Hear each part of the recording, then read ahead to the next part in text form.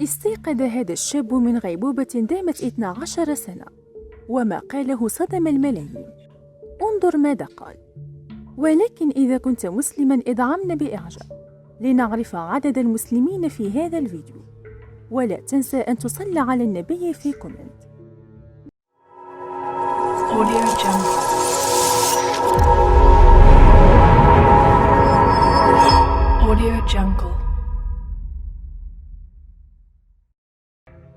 استيقظ هذا الشاب من غيبوبة دامت 12 سنة، وما قاله صدم الجميع. خلال السنوات الماضية كنت كشبح، كان بإمكاني رؤية وسماع كل شيء، ولكن بدا الأمر وكأنني موجود بالفعل، ولكنني غير مرئي. تلك هي بعض الكلمات التي نطق بها الرجل الشبح مارتن بيستوريوس، والذي نجا من غيبوبة استمرت لسنوات، حتى ظن الجميع أن نجاته منها أمر مستحيل. لمعرفة تفاصيل القصة ابقوا معنا. ولد مارتن بيستوريوس في جنوب إفريقيا عام 1975، وعندما كان في 12 من عمره أصيب بمرض غير معروف، وبعد بضعة أيام كان مارتن منهكا للغاية، لدرجة أنه لم يستطع السيطرة على جسده ليسقط في غيبوبة تامة. تم علاج مارتن لفترة طويلة من مرض التهاب السحقائي السيلي في الدماغ، ولكن لم يستطع أحد تشخيص حالته بشكل دقيق.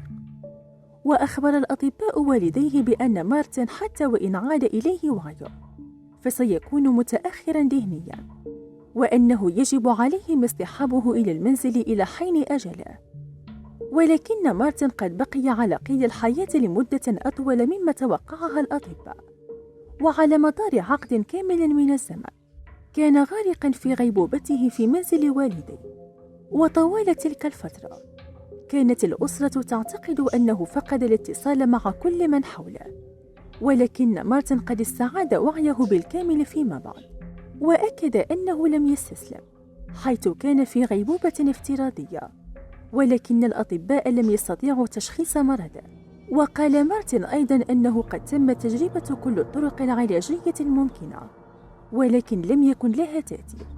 ثم أردف قائلا: لقد كنت كالتائه في الأرض، ولم يستطع أحد إنقاذي. وعندما استعاد مارتن وعيه بالكامل أدرك واقعه القاسي، حيث اتضح له أنه كان محاصر في جزيرة صحراوية داخل نفسه، وكان صديقه الوحيد هو أفكاره الباهتة التي قضت على كل أمل، مثل المشاعر البريدة المحيطة به والمخيفة، والتي كانت تمتص كل خلية من خلايا جسده.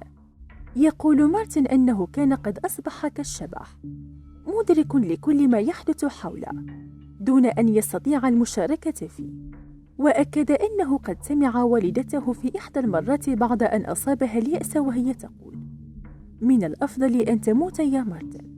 وكان ذلك مؤلما له حينما سمع ذلك، ولكنه تفهم الأمر.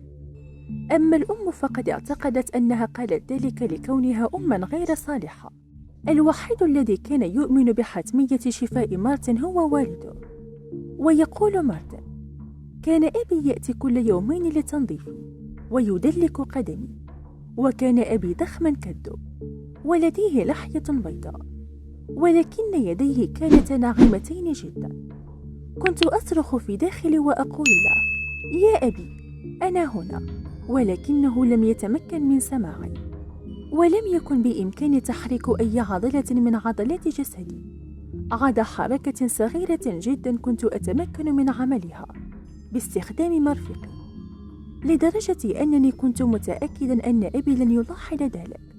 ولقد ملأني الغضب وبدأت في الاختناق، وسمعت أبي يقول: سيكون كل شيء بخير يا صغيري. وطلبت من الله أن يسع أبي أنفاسي المختنقة، ونظرت إلى الأعلى وأنا أدعو في يأس أن أصبح مرئيا أو محسوسا بطريقة ما.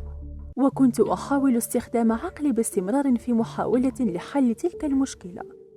وذات مرة شاهد أحد المسعفين شرارة الحياة تنبض في عيون مارتن، وبعدها بدأ مارتن في الاستيقاظ تدريجيا، وبعد فترة أصبح باستطاعة مارتن التحدث إلى عائلته عن طريق الحاسوب، وتمكن من إنهاء دراسته الجامعية، وهو يعمل حالياً كمصمم في شركات الإنترنت. وفي عام 2011 نشر مارتن كتاباً عن قصة حياته بعنوان جرس الغواصات والفراشة. ومنذ فترة قصيرة وقع مارتن في حب صديقته وتزوج بالفعل، ويعيشان حياة سعيدة في المملكة المتحدة.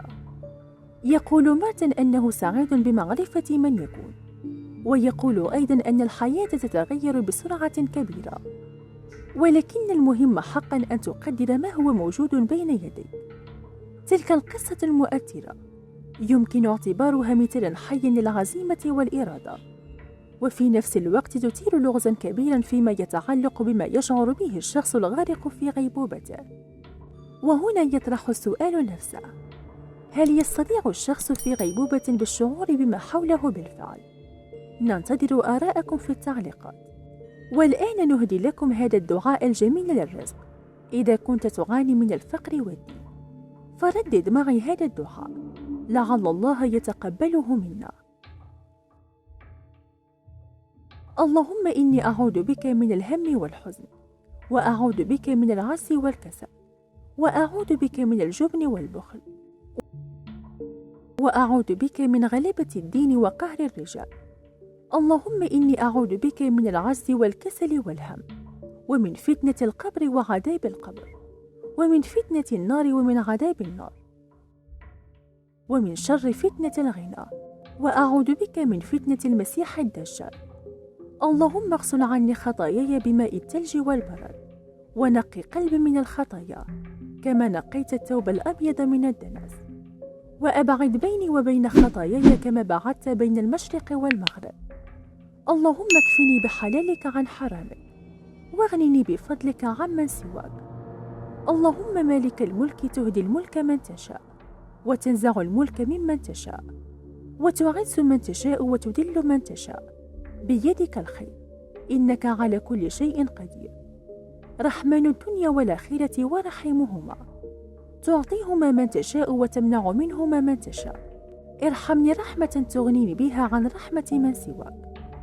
اللهم لا مانع لما أعطيت ولا معطي لما منعت، ولا ينفع منك ذا الجد منك الجد. اللهم إني عبدك ابن عبدك ابن أمتك، ناصيتي بين يديك، ماض في حكمك عدل في قضاؤك. أسألك بكل اسم هو لك سميت به نفسك، أو أنزلته في كتابك، أو علمته أحدا من خلقك، أو استأثرت به في علم الغيب عندك، أن تجعل القرآن ربيع قلبي ونور صدري وجلاء همي وذهاب حزني